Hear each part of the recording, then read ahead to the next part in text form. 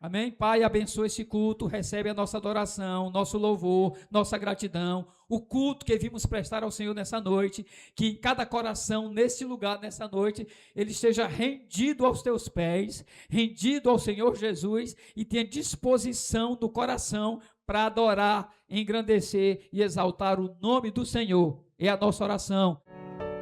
E a Ti, Senhor, que eu te louvo, te coloco, Senhor, nas Tuas poderosas mãos, porque eu sei que Tu cuidas de mim, Senhor.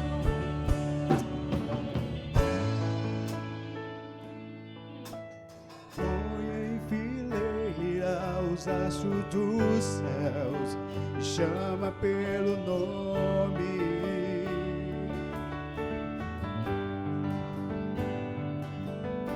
E diz ao mar a quem te detenhas, dá forma aos montes.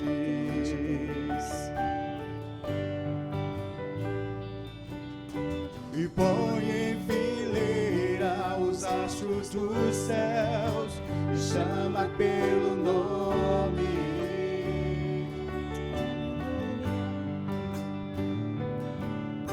Te diz ao mar a que te detenhas, dá forma aos montes.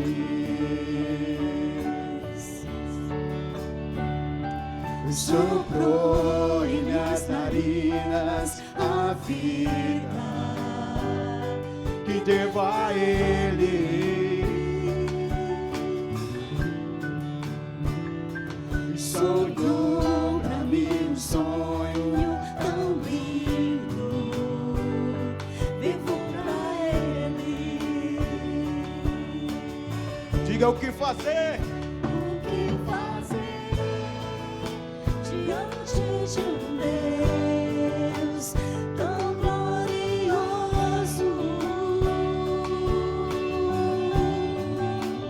O que dizer com palavras se até a intenção. Aleluia, Senhor. Diga adorar. Adore, filhos e filhas do Senhor.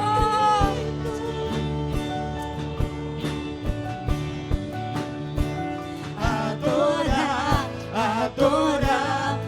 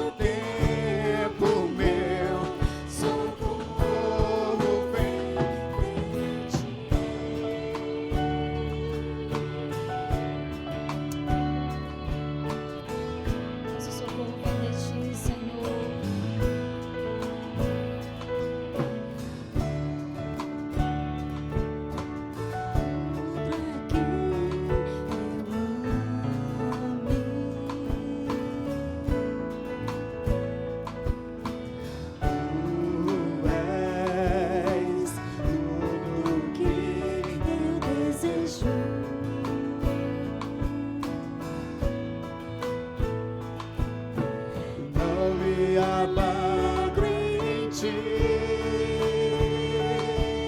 e do Senhor direi: Tu és meu Deus, protetor, meu refúgio, libertador, meu abrigo, torre forte, todo tempo meu, o socorro vem de ti, protetor, meu refúgio e libertador, meu abrigo, torre forte, todo tempo meu, socorro vem de ti. Aleluia, Senhor. Nosso socorro vem de ti, Senhor. Nos firma os nossos passos, Pai. Aplana os nossos caminhos, Senhor. Avancemos, Senhor, com a palavra de salvação para aqueles que ainda não os conhecem, mas nos fortalece em ti, Senhor. Nos fortalece, Pai.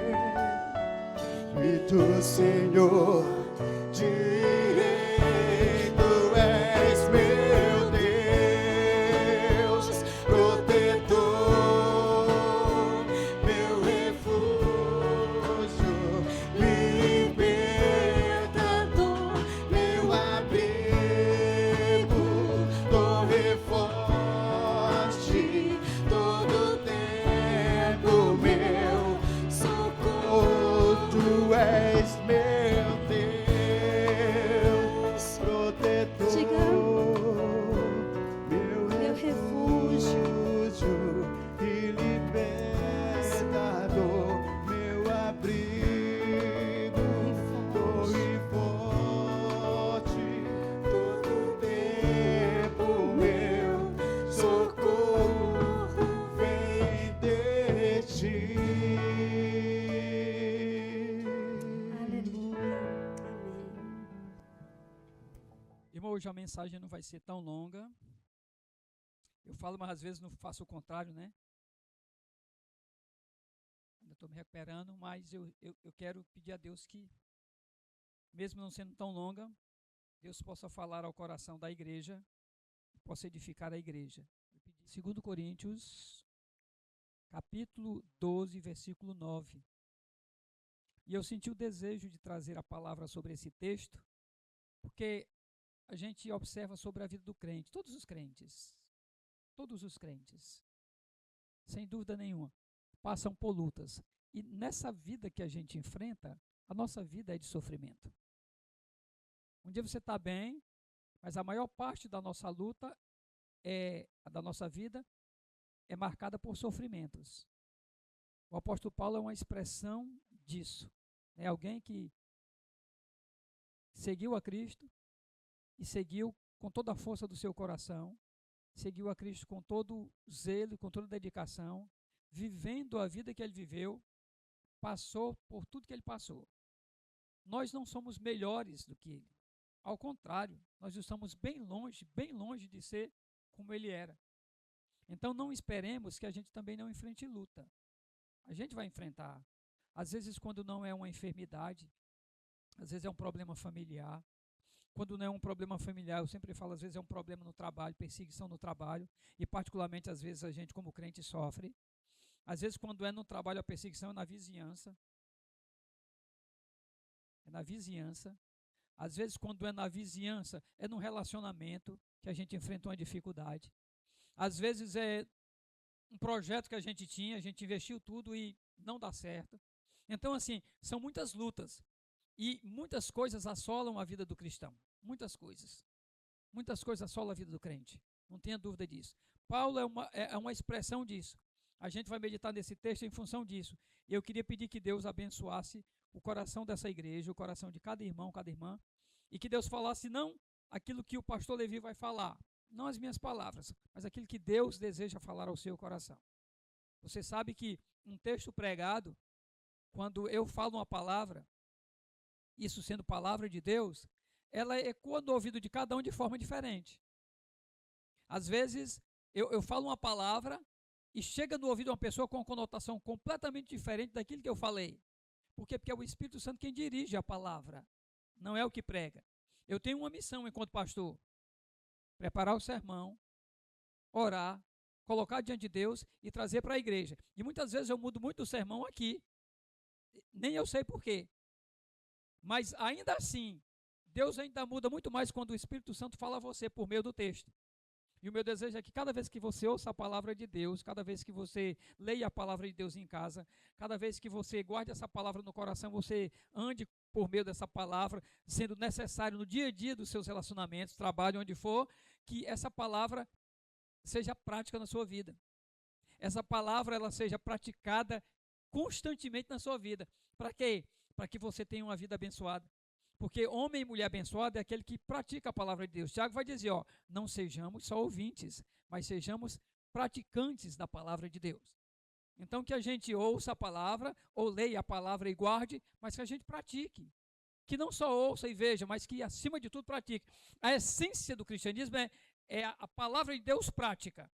Se você olhar o exemplo de Jesus Cristo, toda vez que ele fazia um ensinamento, dava um ensinamento, em seguida acontecia algo que requeria dele aquela prática daquilo que ele ensinou. Na nossa vida não é diferente. Na nossa vida é do mesmo jeito. A gente lê a palavra, o Espírito Santo fala ao nosso coração. E quando ele fala ao nosso coração, a gente lá na casa, lá no nosso quarto, lendo a Bíblia, e Deus fala ao nosso coração, aquela palavra toca profundamente a gente. Em seguida, em pouco tempo, a gente vai ter oportunidade. Deus nos dá a oportunidade de tornar prática aquilo que a gente leu e que Ele falou para nós, por meio do Espírito Santo. Porque até quando você abre um texto da Bíblia para ler, não pense que é ao acaso. Não é. Há um propósito de Deus em você ler aquele texto. Ele disse que ia falar pouco, já comecei falando muito, né?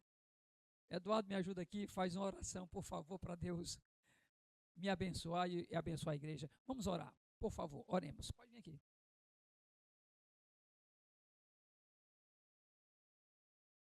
Maravilhoso Deus, nós te damos graças pela tua bondade, ó Pai. Pedimos a tua bênção pelo pastor, nesse momento, onde o capacita a estar falando das tuas coisas, ó Pai. Está ministrando a tua palavra. Abençoa, Pai, que ele possa ser um canal da tua mensagem nessa noite. E abre os nossos corações, ó Pai, para receber a tua palavra. Que possamos estar frutificando, ó Pai. Dando, essa semente possa estar brotando e dando e se multiplicando. Ao sair daqui, possa estar nascendo plantas vigorosas em nossos corações e frutificando dia após dia. Abençoa, em nome de Jesus. Amém, Pai. Amém. Quero agradecer Eduardo, Ademar e Jonathan, que na minha ausência assumiram os trabalhos, escola dominical, culto na terça e culto no domingo. E por todos vocês, a gente sempre diz, pastor, está em boas mãos, foi em boas mãos o culto, a escola dominical, o culto de terça-feira. Isso alegra muito meu coração. E eu sempre devolvo para as pessoas que elogiam, eu digo, meus irmãos, a igreja escolheu essas pessoas, elegeu essas pessoas como presbítero, e o Jonathan conduzindo um departamento, e é Deus quem prepara. Então, eles são pessoas preparadas por Deus. Então, a gente tem toda a confiança no coração. Eu digo para a igreja, eu fico muito em paz, estando doente, quanto ao cuidado com a igreja. Porque eu sei que são homens de Deus e mulheres de Deus na igreja. Então, a gente fica em paz e fica tranquilo, a gente não fica aflito. E eu quero agradecer a Deus por a vida dessas pessoas. Esse versículo é uma resposta de Deus ao apóstolo Paulo. Vamos ler aqui? Em toda a igreja. Então, ele me disse...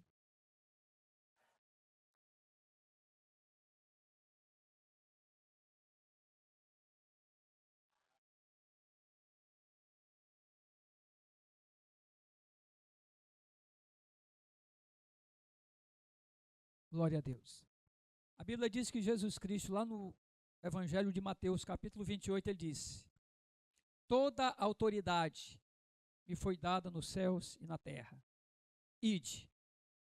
Toda autoridade me foi dada nos céus e na terra. Ide. Em nós, crentes, na minha vida e na sua vida, guarde isso, não esqueça. Nunca deixe de crer nisso. Na sua vida há poder. Na sua vida, na minha vida, há poder. Por que que há poder? Porque o Espírito Santo de Deus está em nós. Então, há poder. A grande questão é se a gente faz uso desse poder. O grande questionamento é que há poder em nós? Há, porque o Espírito Santo está em nós. E ele é poder. O grande questionamento que a gente tem que estar se perguntando constantemente é: será que esse poder eu faço uso? Esse poder na minha vida, ele é usado efetivamente? Ele é prático na minha vida, esse poder? O texto diz: então ele me disse, a minha graça te basta, porque o poder se aperfeiçoa na fraqueza. Olha a expressão, porque o poder se aperfeiçoa na fraqueza. De boa vontade, pois, mais me gloriarei nas fraquezas, para que sobre mim repouse o poder de Cristo. Esse versículo é a resposta de Deus ao apóstolo Paulo, ao ser pedido para que Deus removesse dele o espinho. Se você ler nos versículos anteriores, que começa no capítulo 12, a partir dos versículos 1, Paulo pede a Deus para remover o espírito. Ele diz que já tinha pedido 3 vezes, e a resposta de Deus para ele foi não. Apesar da insistente e sincera petição do apóstolo Paulo, o Senhor não atendeu o seu pedido. Ele foi sincero, ele foi honesto com Deus, ele foi verdadeiro, ele pediu, ele suplicou, ele tinha uma vida com Deus, como muitos de nós aqui temos, e muitas vezes pedimos, e mesmo assim a resposta de Deus para ele foi não. Ele diz: por 3 vezes eu pedi para que ele tirasse o espinho. E aqui não há nenhum questionamento sobre que espinho era esse. Alguns teólogos entendem que qual era o espinho, uns dizem que era a dificuldade na vista, outros entendiam que era outra coisa. E aqui o questionamento não é qual era o espinho. O questionamento aqui é que ele pediu, e esse espinho afligia a vida dele. E ele pediu por 3 vezes para que Deus tirasse. E Deus, a resposta para ele foi: não. Não vou tirar. E a resposta foi: a minha graça te basta. Eu não vou tirar. A minha graça sobre a sua vida, Paulo, basta. Como a minha graça sobre a sua vida, Inês, Eliaci, Cleano, Viviane, Paloma, Aline, Jonathan, Nazaré, a minha graça te basta. Ou seja, as aflições podem vir, mas a graça de Deus sobre a nossa vida é muito maior e muito mais poderosa. E muito mais capaz. Quem não vai passar por aflição e quem não passa aqui? Todos nós passamos, e passamos todo dia. E passamos todo dia. Isso não é brincadeira, é verdade, nós passamos por aflição todo dia.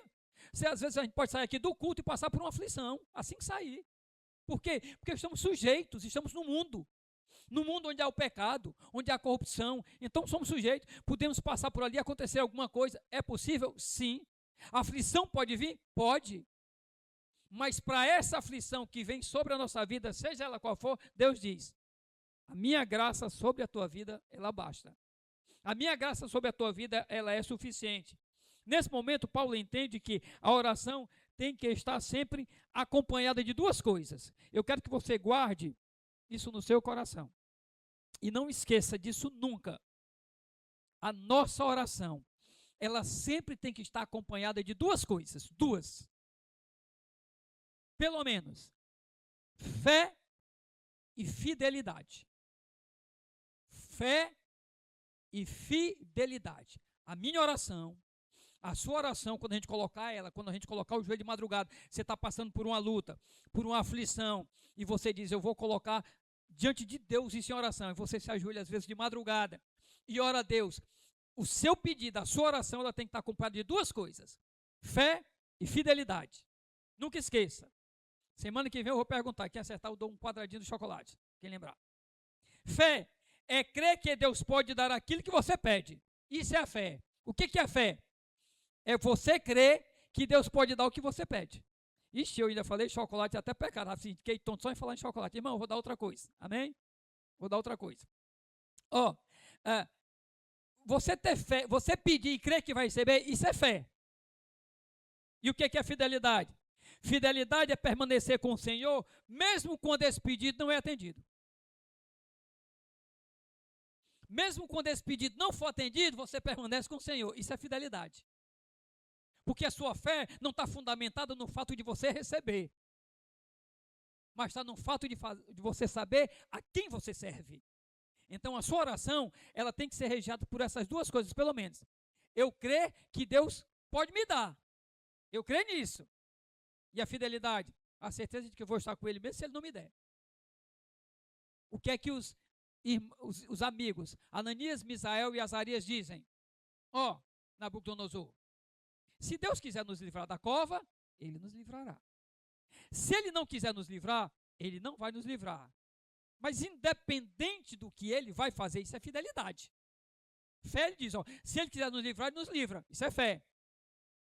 Mas se Ele não quiser nos livrar, não nos livra. Fidelidade. Mas independentemente disso, se Ele livrar a gente ou se Ele não livrar, nós não vamos nos dobrar. Ou seja, fidelidade é continuar com o Senhor, é servir ao Senhor, é andar com o Senhor, mesmo quando os nossos anseios não são atendidos. Mesmo quando a gente pede insistentemente, isso aconteceu, eu vi na vida de uma pessoa bem próxima minha, que ela já pediu muito na vida para que o marido fosse alcançado pela graça. Pediu muito, pediu muito, pediu muito. Recentemente eu tive a tristeza de saber que ela se separou dele, porque ele constituiu outra família. Isso entristeceu muito meu coração. Mas ela não se afastou do Senhor, porque Deus não atendeu esse pedido. E ainda pode atender, tudo bem, mas hoje já são separados. E eu vi muito sofrimento na vida dessa pessoa, porque ela tinha fé. Eu via que ela tinha fé. Não significa que ela não tinha fé, como muitas pessoas pregam aí. Ah, você não recebeu porque não tinha fé. Quem foi que falou isso, gente? Quem foi que falou que você não teve fé quando você pediu, Deus não deu? Quem disse isso, que não havia fé? Quem afirmou isso? Havia fé, sim. Só que em você também havia fidelidade. Porque mesmo o Senhor não respondendo, você continuou seguindo a Deus e servindo a Deus. E você não entristeceu o seu coração e não desanimou, porque o seu anseio não foi atendido. E eu digo para você, muitas vezes na nossa vida, a gente não recebe, até menos do que recebe. Sabe por quê? E por que é que a gente permanece na casa de Deus e permanece fiel e permanece vindo nessa igreja? Porque a graça do Senhor ela é bastante na nossa vida, mesmo quando a gente não recebe. Mesmo quando a gente pede e não recebe, a graça do Senhor ela é superior, muito superior. Então a gente continua e permanece. E Deus às vezes não nos dá aquilo que a gente pede, mas digo para você, Ele sempre nos dará melhor ou mais. Sabe por quê? Porque Deus sempre supera a expectativa. Deus sempre nos dá além do que a gente pede, sempre, sempre.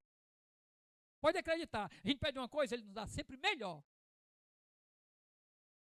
Aí o irmão vai dizer, pastor, então vou pedir ainda muito mais. Porque se Ele dá melhor ainda, né?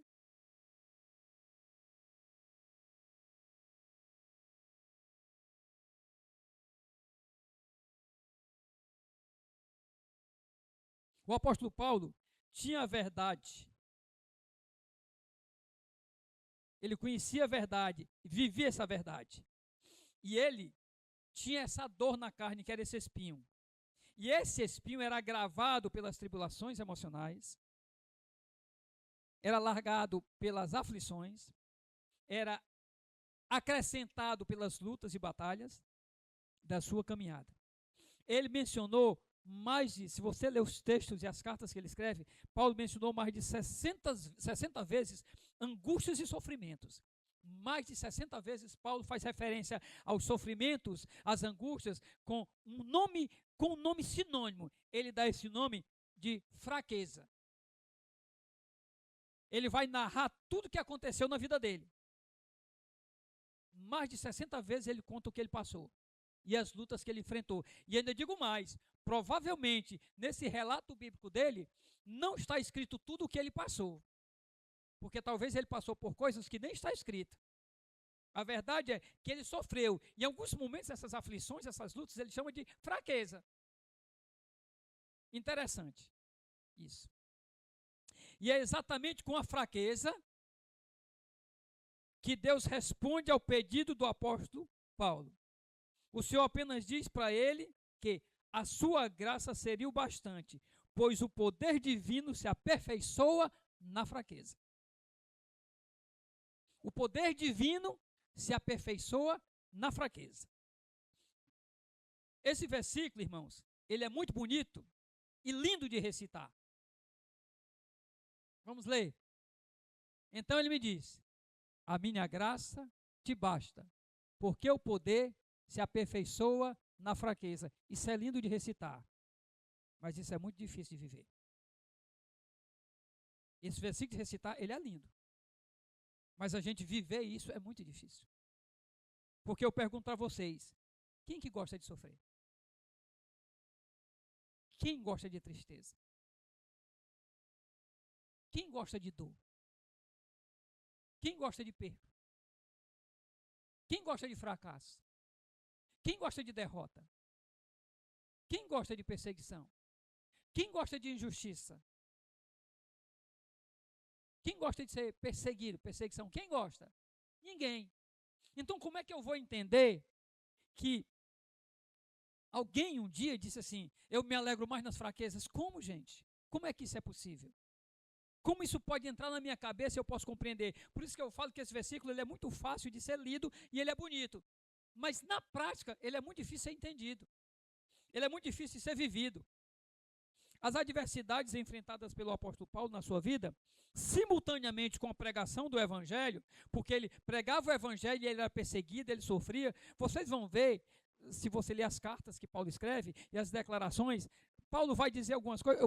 Eu posso resumir algumas coisas. Paulo diz o seguinte: eu recebi 3 quarentenas de açoites menos uma. Ele faz essa declaração em uma das cartas. O que significava isso? Quando um soldado romano pegava algum judeu e ele ia dar chicotadas, se ele desse 40 chicotadas, então ele nunca mais, nenhum soldado romano poderia dar uma chicotada em algum judeu. Nenhuma. Paulo disse que ele recebeu 3 quarentenas de açoites menos uma. O que é que ele está dizendo? O soldado, só para ser cruel, dava 39 chicotadas e não completava a 40ª. Quando tinha oportunidade, encontrava Paulo em algum canto, ele dava mais 39 e não dava a 40ª. E em outro momento ele dava mais 39 e não dava a 40ª. Só para não completar, para ter outra oportunidade. Então, se ele recebeu 3 quarentenas de açoites menos uma, o que é que significa? Ele poderia levar mais 39 em qualquer momento. Ou até 40, se o cara quisesse consumar a história. Ele ainda poderia levar. Ele disse que foi espancado 2 vezes. Bateram tanto nele que alguém disse assim: ele está morto, deixa ele aí. Mas Deus guardou ele. Ele disse que ele desceu num local lá, escondido num cesto, porque o pessoal queria matar ele, queria acabar com ele. Ele desce escondido num cesto. Já pensou? Um soldado romano, um centurião romano, descendo escondido num cesto, porque ele foi centurião romano. Ele recebeu picada de cobras, de animais peçonhentos. Ficou doente, sofreu, passou toda a dificuldade que um ser humano pode passar. E sabe o que é que ele disse que isso fez na vida dele? Ele aprendeu a ter contentamento. Meu irmão, alguém sofrer desse jeito para poder aprender a ter contentamento? Essas perseguições, essas injúrias, essas angústias, tudo na caminhada cristã. E ele estava aprendendo. Talvez você esteja pensando: como é que alguém pode aprender sofrendo, sendo caluniado, injustiçado? Que prazer estas coisas pode trazer a alguém? A verdade é que o apóstolo Paulo aprendeu. E o meu desejo é que o Espírito Santo de Deus te ajude nessa noite a aprender, ou pelo menos começar a aprender. Mas eu quero, antes de falar o segredo para você começar a aprender, eu vou abrir um parêntese. Eu quero falar para você algumas coisas sobre o sofrimento na nossa vida. Depois eu volto para falar sobre esse aprendizado, sobre esse versículo. Porque o poder se aperfeiçoa na fraqueza. Eu vou centrar, vai ser bem rápido o final. Eu quero que você aprenda o que eu vou falar sobre isso. Mas antes eu vou falar um pouquinho sobre sofrimento. 3 coisas eu quero falar para você sobre o sofrimento. 3 coisas. E em cada um desses pontos eu vou ter uns subpontos. Primeiro, o sofrimento ele é indispensável. Na vida cristã, ele é indispensável. Não existiria vida cristã sem sofrimento. Não existiria. Não se engane. Se você pregar o evangelho para alguém, não engane essa pessoa que você falar. Diga, ó, se você quer ser crente, sabe de uma coisa, você vai sofrer. Porque todo crente sofre. Todo. Todo e qualquer crente sofre. É indispensável. Agora, é indispensável por quê? Coloca aqui, por favor, Savinho, Romanos 5, 3 a 5. E eu quero que vocês leiam quando ele colocar, por favor. Romanos 5, 3 a 5. Coloca aqui, por favor, e a igreja, assim que ele colocar, lê bem forte, bem bonito. Romanos 5, 3 a 5. Esse é o 3? Vamos lá, igreja. E não somente isto, mas...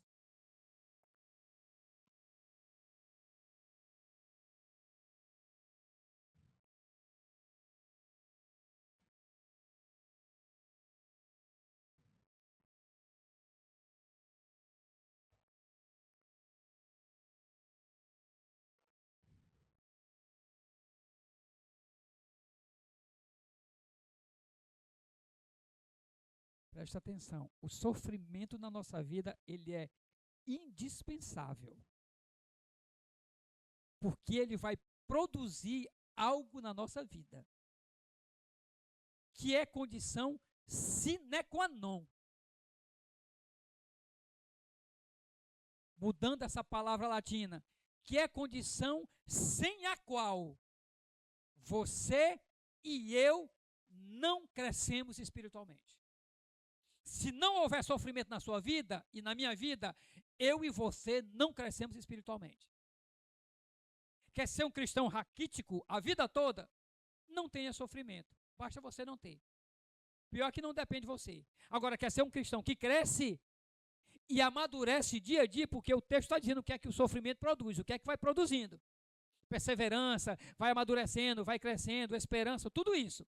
Se você não tiver sofrimento, nada disso é desenvolvido na sua vida. E nada disso muda você.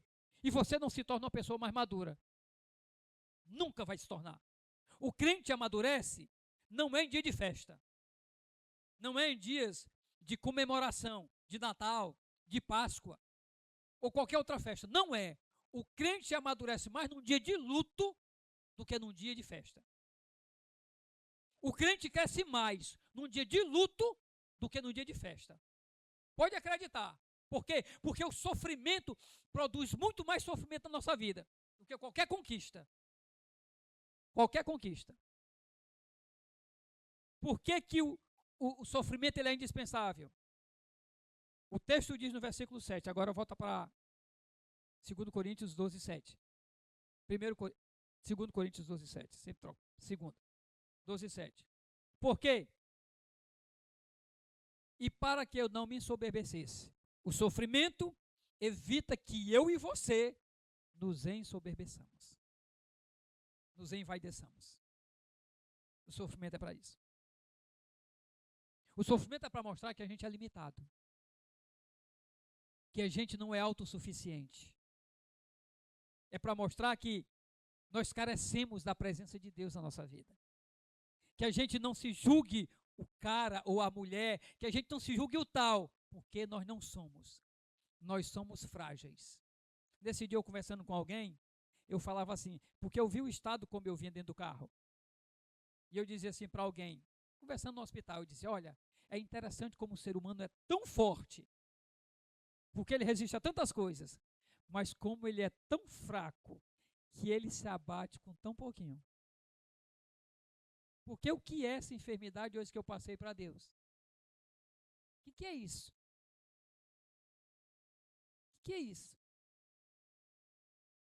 Mas você viu o estado do pastor Levi naquela hora? Parece aquele desenho animado que o carro passa por cima e deixa só o papel. Uma labirintite. Você disse o meu estado, eu não conseguia abrir os olhos. Aí eu pensei, meu Deus, o ser humano ele é tão frágil, ele é tão forte que resiste a tantas coisas, mas ele é tão frágil que pequenas coisas abalam ele. Então, por que é preciso? Para que a gente não se ensoberbeça. O espinho impedia que Paulo se tornasse soberbo ou vaidoso. Satanás tinha a intenção de esbofetear Paulo, presta atenção, quando você passa por luta, por provação, por tribulação, por injustiça, por perseguição, por qualquer coisa na sua vida que te angustia. Quando você passa por isso, Satanás tem a intenção de te esbofetear. Mas Deus tem a intenção de te aperfeiçoar.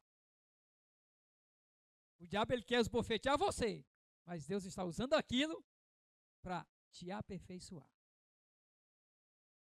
Porque a graça dele está sobre a sua vida. Então aquilo vai aperfeiçoar você. Você será um ser humano melhor. Não tendo, você será um ser humano melhor. Versículo 8, Savinho, por favor. Por causa disso, 3 vezes pedi ao Senhor que afastasse de mim. Por que o sofrimento é importante na nossa vida? Para gerar em mim e em você dependência constante de Deus. Dependência constante de Deus. Nesses dias que eu estive doente, quantos oraram por mim? Como é o nome disso? Dependência de Deus. Como é o nome disso? Quem orou por mim? Dependência de Deus. Senhor, nós dependemos de Ti para abençoar o pastor Levi, para que ele seja curado. A minha esposa orando, eu orando e vocês orando. O que é isso? Dependência de Deus. Por que a gente passa pelo sofrimento? Para depender de Deus. Para não achar que pode algo. Para não achar que é capaz de algo. Para depender de Deus. Paulo, o texto diz, por 3 vezes, Senhor, eu pedi. Por 3 vezes eu pedi. Isso gerou dependência. Paulo começou a orar. Ele estava sofrendo, ele começou a buscar mais a Deus. E parece que tem crente que só ora quando sofre. Às vezes parece que tem crente que só ora quando sofre. Mas por que o sofrimento existe na nossa vida? Por que ele é indispensável? Porque ele gera em mim e em você uma dependência constante de quem? Do Deus que é todo-poderoso. E que derrama a sua graça sobre a nossa vida. Terceiro. Versículo 9, Savinho, por favor. Então ele me disse, a minha graça te basta. O sofrimento é para mostrar a suficiência da graça. O sofrimento ocorre na minha vida, ocorre na sua vida, para mostrar que a graça na nossa vida ela é suficiente. Pode vir tribulação, pode vir sofrimento, pode vir dor, não importa. A graça é suficiente. Olha a expressão, a minha graça te basta. Ela é o bastante, ela é o suficiente. Você não precisa de outra coisa. Basta a minha graça sobre a sua vida. A graça de Deus é a força que põe de pé o caído. A graça de Deus é a força que põe de pé o caído. Versículo 12. 12. Pois as Deixa eu ver se está certo. Pronto, isso mesmo. Pois as credenciais do apóstolo foram apresentadas no meio de vós com toda persistência, por sinais, prodígios e poderes miraculosos. Por que o sofrimento é importante na nossa vida? Para trazer fortalecimento de poder. Eu falei para vocês, quando eu comecei a reflexão, que em nós existe o poder, porque o Espírito Santo está em nós. Mas o sofrimento na nossa vida fortalece esse poder. E quando eu for voltar para aquele ponto que eu parei, se vocês lembram, vocês vão entender por que é que o sofrimento, a fraqueza, fortalece aquele poder. Eu vou explicar para você, você vai entender, você vai sair daqui nessa noite, pelo menos com a palavra que eu disser, mas vai sair, eu creio, que o Espírito Santo vai falar mais do que o que eu falar para você. Você vai entender esse versículo hoje de forma diferenciada. Você vai compreender ele mais profundamente. Para trazer fortalecimento de poder. O versículo 12 diz o quê? Olha o que é que ele disse, ó. Com toda a persistência, por sinais, prodígios e poderes miraculosos. O que é que ele está dizendo? Ele disse que sofreu. E nesse sofrimento, Deus fez coisas na vida dele que as pessoas viram esses prodígios e poderes na vida dele. Viram esses prodígios e poderes na vida dele. Por quê? Porque o Deus que concede a graça a nós, ele é poderoso para fazer em nós infinitamente mais do que pedimos. Esse poder está em nós. O poder que vem de Deus, que emana de Deus, está em nós. O poder de Deus se aperfeiçoa na fraqueza. Segunda coisa que o sofrimento é. O sofrimento ele é indispensável e o sofrimento ele é pedagógico. O sofrimento ele é pedagógico. E quem é da área sabe. O sofrimento ele tem um propósito maior na nossa vida. Nos ensinar. Primeiro, há um propósito divino em cada sofrimento. Cada sofrimento que você passa não tem o mesmo propósito. Toda luta que você enfrenta, há um propósito diferente de Deus para a sua vida. Cada propósito tem, cada sofrimento tem um propósito diferente de Deus na sua vida e na minha vida. Cada sofrimento que nós passamos. Cada aflição, cada luta, cada dor que a gente sente, tem um propósito diferente de Deus. Por isso que o sofrimento ele é pedagógico. A dor sempre tem um propósito. A dor sempre tem um propósito, mais que uma causa. A gente, quando enfrenta a dor, ou enfrenta uma luta, ou está passando por uma grande luta, algo que está afligindo a gente fica procurando saber a causa. A gente tenta resolver, a gente quer saber qual é a causa disso. Qual é a causa disso? Deus está dizendo para mim e para você, meu irmão, não se preocupe com a causa. Se preocupe com o que eu quero que isso produza. Se preocupe com o propósito para o qual eu permiti que você passasse por isso. Não é a causa. Por exemplo, quando Jó sofre tudo aquilo, ele por acaso deu causa? Ele mesmo vai dizer que não deu causa. Então não tem que se preocupar Jó, e Jó entendeu, eu não vou me preocupar com a causa, o problema não é a causa, não é o porquê. O problema é, para quê? Para quê? Por que eu estou passando por isso? A pergunta dele é, por que eu estou passando por isso? Foi o que ele falou. Por que eu estou passando por isso? Aí lá em Jó 42 ele diz o quê? Eu te conhecia só de ouvir, mas agora os meus olhos te veem. Um homem que vivia a vida que ele vivia, ele disse que conhecia Deus só de ouvir. Então ele amadureceu muito com aquele sofrimento. Então é pedagógico. Deus, diga para o seu irmão, olha para o seu irmão, olha aí para o Arthur, ele tão novinho, diga para ele, diga para o seu irmão assim para ele, ó. Deus não desperdiça sofrimento. Fala aí para quem está do seu lado. Deus não desperdiça sofrimento na vida do seu filho. Não pense que Deus vai lançar um sofrimento sobre a sua vida, assim, à toa. Toma aí um sofrimentozinho. Toma aí. Não. Deus não desperdiça sofrimento. Todo sofrimento na nossa vida tem um propósito, não é desperdiçado. Há um fim para o qual Deus permite que a gente enfrente ele. Tá certo? E vamos para o terceiro ponto. Rapaz, eu quero pedir perdão a vocês, que eu menti no começo. Eu disse que ia ser rápido, né? Mas vamos lá. O sofrimento, terceira coisa, ele é passageiro. Pode ficar tranquilo. O sofrimento ele vai passar. Uma hora ele passa. Sabe que você acabou aquele namoro? Você se acabou a noite todinha chorando. Aquela noite parecia que não tinha fim. Quando você acabou o namoro. Parecia que não tinha fim, você triste, chorando a noite todinha. Nunca viu chorar como você chorou naquele dia. Porque o namoro acabou. Isso aqui, quem passou por isso, né? Você consegue olhar para trás e ver que aquilo passou? Por quê? Porque tudo passa. O sofrimento da nossa vida, ele é passageiro. Ele não dura eternamente. Só tem uma coisa que é eterna. A palavra e as promessas de Deus, elas são eternas. Elas são eternas, mas o sofrimento, ele vai passar. Então o sofrimento, ele é indispensável, pedagógico e passageiro. A nossa leve e momentânea tribulação produz para nós peso de glória. Deus está no controle. O sofrimento vai passar. Depois dessa breve introdução, Agora eu vou voltar lá para aquilo que eu parei antes de falar para você, né? Você lembra que eu falei para você sobre as adversidades? Aí eu perguntei, como é que alguém pode ter prazer nessas coisas? Volta agora para o versículo 12, 9.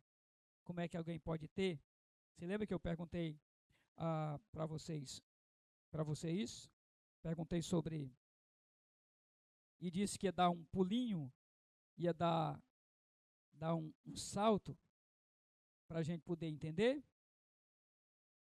Eu quero falar para vocês sobre esse versículo e quero ler com vocês de novo para você entender. Então ele me diz, a minha graça te basta, porque o poder se aperfeiçoa na fraqueza. Eu quero parar aqui. E eu fiz a pergunta, como é que a dor, o sofrimento, a angústia, a aflição pode ser bom e alguém pode ter prazer? E Paulo aprendeu a ter prazer. Porque ele vai dizer, de boa vontade, pois mais me gloriarei. O que é que ele está dizendo aqui? A expressão dele, porque se você lembra bem desse texto, esse texto aqui ele está conversando com a igreja de Coríntios, ele está contando um fato que aconteceu há quanto tempo, gente? Há 14 anos atrás. Então ele não está passando exatamente por essa aflição. O que ele está narrando é algo que aconteceu há 14 anos. Então, há 14 anos atrás eu fui arrebatado aos céus. Vocês lembram? Ele está contando essa história que aconteceu há 14 anos o arrebatamento dele aos céus. E ele diz que pediu a Deus, não foi? Já fazia tempo que ele tinha pedido, meu irmão. Isso já tinha mais de 14 anos. Pelo menos, porque ele está contando uma história. Ele diz, há 14 anos eu fui arrebatado aos céus, ele conta, e eu pedi a Deus, e para que eu não me gloriasse, ele lembra a história, e para que eu não me gloriasse, pela grandeza do que eu vi lá, Deus me colocou um espinho na carne, mensageiro de Satanás para me bofetear. Você lembra do texto? E eu pedi a ele que tirasse, e ele não tirou. Aí ele diz, aí ele está continuando a história, ele diz, pois, de boa vontade, pois me gloriarei. O que é que ele está dizendo? Nesse íntere da história aqui, há uma distância muito grande, gente, me permita. Daqui para cá, há muito tempo, há muitos anos, no relato, ou seja, no relato do versículo, no que ele está relatando, ele dá um salto. Ele passou uma vida toda que ele pediu há muito tempo atrás para Deus tirar e Deus não tirou. Nesse tempo da caminhada que ele vem sofrendo, ele aprendeu com o sofrimento. Ele aprendeu com o sofrimento. Agora, como é que ele aprendeu com o sofrimento? Ele diz assim, pois mais me gloriarei nas fraquezas, para que sobre mim repouse o poder de Cristo. E ele vai dizer, porque quando sou fraco, lá embaixo é que ele diz, é que eu sou. Passa o versículo seguinte, no seguinte, Pronto. Porque quando sou fraco, então é que sou forte. Ele entendeu. Agora deixa eu explicar isso aqui direitinho. O Ademar aqui, depois vai dizer para vocês isso. Que ele entende bem disso, eu sei. Eu vou usar para vocês entenderem isso aqui melhor, uma figura de alguém que está se afogando. E havia um amigo meu, bombeiro, há muito tempo atrás, eu estudei com a irmã dele, eu não sei se era Galvão Falcão, era um cara muito bom lá do bombeiro, talvez um dos maiores nadadores e salva-vidas, não sei se o Ademar chegou a conhecer. E ele, Galvão parece o sobrenome, e ele, uma vez conversando com ele, ele me contou algumas coisas, eu vou contar nessa história que eu vou contar. Imagine a figura de alguém que está se afogando, certo? Alguém se acha bom nadador, pula na água, mas não sabe nadar. Ele tem força. E ele começa a se debater para salvar-se. Mas não vai conseguir. Porque a aflição é maior do que ele. Porque a angústia é maior do que ele. Porque a dor é maior do que ele. A luta é maior do que ele consiga vencer. Ele não vai conseguir. Me diga uma coisa. Alguém que é muito forte, que não sabe nadar, vai escapar? Não. Por quê? Porque é maior do que ele. Então a primeira coisa que eu quero para você entender esse versículo é, entenda que as lutas que eu e você enfrentamos, elas são maiores do que nós. Nós não vamos vencer. Não vamos. Nós, por nós mesmos e pela nossa força, nós não vamos vencer. Então aquele homem está se afundando. Eu perguntei para o Galvão, e ele disse o seguinte, Levi, às vezes a gente vai salvar uma pessoa dessa, o que é que acontece? A gente tem que ter cuidado, porque senão a gente morre afogado junto com ela. Porque ela agarra a gente, pega o pescoço, a gente não consegue se salvar e morre junto com ela. Aí ele disse, Levi, mas tem uma estratégia. E o Ademar vai saber disso. O que é que a gente faz? A gente afunda com ela. Presta atenção. O que é que Deus está fazendo comigo e com você? Ele quer fazer. a gente afunda com ela. Ela desacorda. A força dela foi para onde? Acabou. Acabou a força dela agora. Aí o salva-vida faz o quê? Socorre, porque foi rápido, né? Ela perdeu a força. E leva e salva. O que é Deus está dizendo aqui para Paulo? Paulo, ó, eu vou ter que mergulhar você e afundar você, porque você está confiando na sua força. Mas quem salva você não é a sua força, é a minha graça. É isso que esse texto quer dizer. Que eu e você temos que abrir mão dessa força que a gente acredita que resolve as coisas. Essa força que a gente acredita que a gente tem e que vai dar vitória a gente. E Deus está dizendo, não vai. O que basta para você é a minha graça. Você precisa é afundar. E eu vou levantar você, porque a minha graça te basta. Paulo entendeu que a força dele era incapaz. Por isso que ele vai lá para Filipenses, capítulo 4, nos versos iniciais até o 13, ele diz, porque eu aprendi a ter contentamento, estando em guerra ou estando em paz, estando com fome ou estando com a barriga cheia, estando com dinheiro ou sem dinheiro, com saúde ou doente, na guerra. Eu aprendi a ter contentamento e a confiar no cuidado de Deus. Aí ele vai reenfatizar esse versículo de outra forma. Ele diz, todas as coisas, todos os sofrimentos, todas as angústias, todas as lutas, todas as dores, eu posso vencer em Cristo Jesus. Todas as coisas eu posso naquele que me fortalece. Então esse texto aqui da graça está dizendo isso. Talvez você nessa noite ainda esteja se debatendo aí nessa água para se salvar. Talvez você nessa noite esteja enfrentando a luta e você está se debatendo, achando que você vai conseguir vencer nesse mar, que você vai conseguir vencer esse mar. Talvez você esteja acreditando verdadeiramente que é possível vencer com a sua força. E Deus está dizendo para você, ó, eu vou precisar mergulhar você, porque vamos voltar à figura lá do nadador. Se aquele nadador mesmo desesperado tivesse dito, não, eu vou me render aqui, me leve, não era mais fácil? Mas ele ficava tentando se salvar pela força dele. Se ele tivesse dito, não me leve, porque eu não sei nadar, não seria mais fácil? Foi necessário aquele que ia salvar a vida afundá-lo para poder levantar? A minha pergunta para você, vai ser necessário Deus afundar você para levantar? Ou você nessa noite está disposto a dizer, Senhor, não me afunda, Senhor. Eu vou me render à tua graça.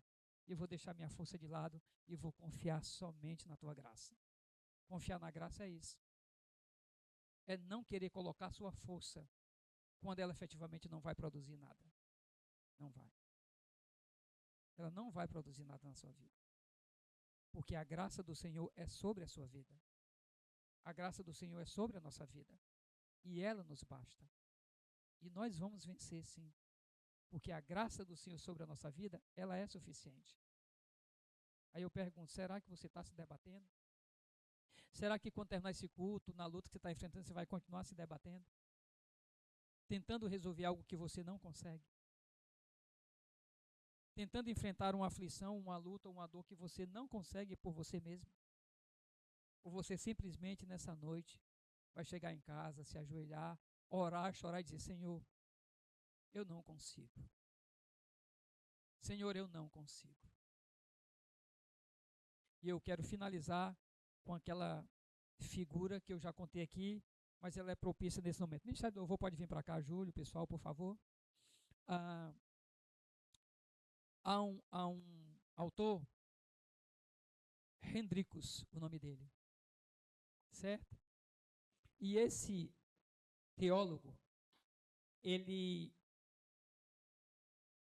um dia ele foi dar uma palestra.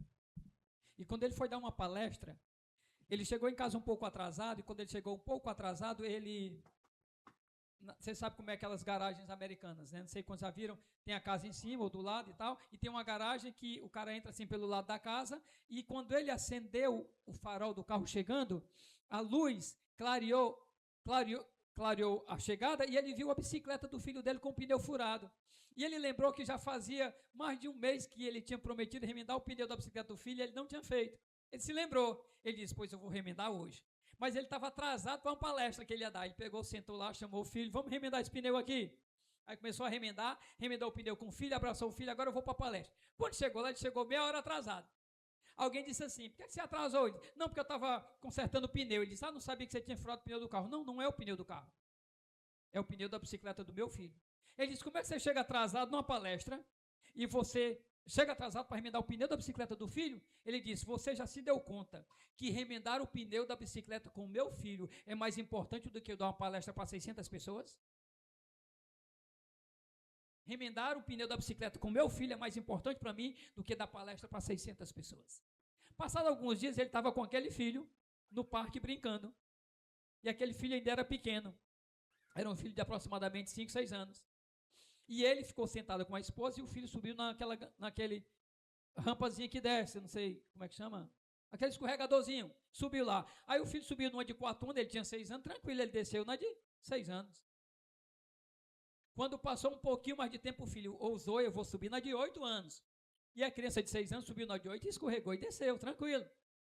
O filho quis ser mais ousado e subiu na de 12 anos, que era maior. E ele subiu lá e olhou lá para baixo e ficou com um pouco de medo. A esposa bateu assim nele, vai lá pegar ele. Aí o pastor Rodrigues, não, espera um pouquinho. Aí o filho tentou escorregar e viu que não conseguia, olhou para o pai e disse, pai, vem aqui, desce comigo, sem ti eu não vou conseguir. Eu quero finalizar dizendo para você, Deus está esperando você nessa noite dizer isso para Deus, Senhor, vem aqui, me ajuda, eu não vou conseguir sem ti. Deus está esperando. A bondade de Deus, Júlio, por favor. Deus está esperando você e eu dizer nessa noite, eu não vou conseguir sem ti. A igreja canta ao Senhor e adora ao Senhor e faz dessa canção uma oração, uma declaração a Deus. No nome de Jesus. Por favor, cantem.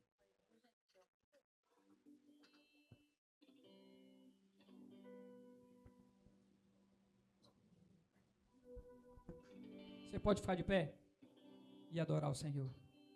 E fazer dessa canção uma oração e uma declaração a Deus, e é uma oração. Esse Deus é muito bom. Tua graça nunca falha. Todos os dias eu estou em tuas mãos. Desde quando me levanto até eu me deitar, eu cantarei da bondade de Deus. És fiel em todo tempo, em todo tempo tu és tão bom, com todo o fôlego que tenho, eu cantarei a bondade de Deus. Sua doce voz que me guia em meio ao fogo, na escuridão, tua presença me conforta. Sei que és meu Pai, que amigo és, eu vivo na bondade de Deus.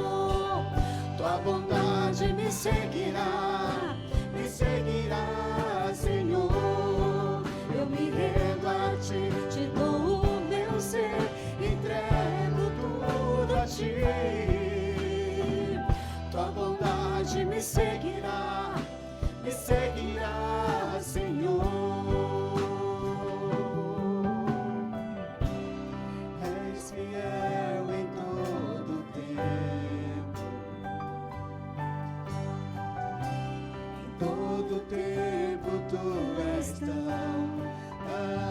bom,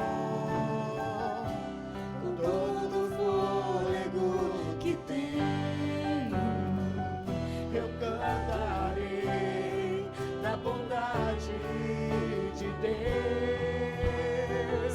Eu cantarei da bondade de Deus. Eu cantarei da bondade de Deus.